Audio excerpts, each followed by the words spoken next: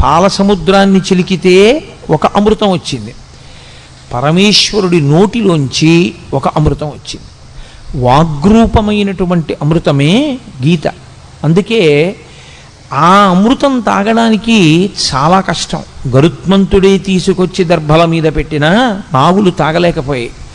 కానీ గీతామృతం తాగడానికి సాధారణంగా అందరూ ఏ అవయవంతో తాగుతారో ఆ అవయవంతో తాగక్కర్లేదు, చెవులు దొప్పలు చేసుకుని వినగలిగితే చాలు.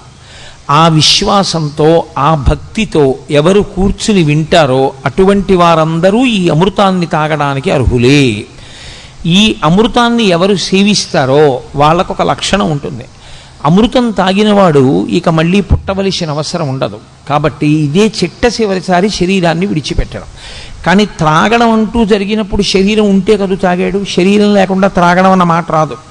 కాబట్టి శరీరంతో ఉన్నాడు కాబట్టి తాగాడు, శరీరంతో ఉన్నాడు కాబట్టి అమృతం తాగాడు, శరీరంతో ఉండి తాగాడు కాబట్టి ఈసారి శరీరం పడవలసిందే. అది ప్రకృతికి సంబంధించిన నియమం. ఈసారి పడడం ఏదుందో అదే చిట్టచివరిసారి పడ్డాం. ఇంకొకసారి పడవలసిన అవసరం ఎందుకు ఉండదంటే ఇంకొకసారి పుట్టవలసిన అవసరం లేదు కనుక. అంటే జనన మరణ చక్రము నుండి తప్పుకోవడమే అమృతము. ఆ అమృతము నోటితో తాగుతారు దానికి అధికారము సిద్ధిస్తే, కానీ అలా అధికారం సిద్ధించి త్రాగారు అన్నవాళ్ళు మనకి కనపడరు. కానీ గీతామృతం తాగడానికి మాత్రం ఎల్లరూ యోగ్యులే.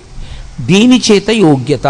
సుధీహి భోక్త, మంచి బుద్ధి కలిగిన వాడైతే, అటువంటి మంచి నిర్ణయం చేసుకున్నవాడైతే, మనసు మంచిదయ్యుంటే, భగవంతుడి గురించి మనం తెలుసుకోవాలనేటటువంటి చిత్తమాలిన్యము లేకుండా కూర్చోగలిగిన వాడైతే అటువంటి వాడు ఈ అమృతమును త్రాగటానికి అర్హుడు.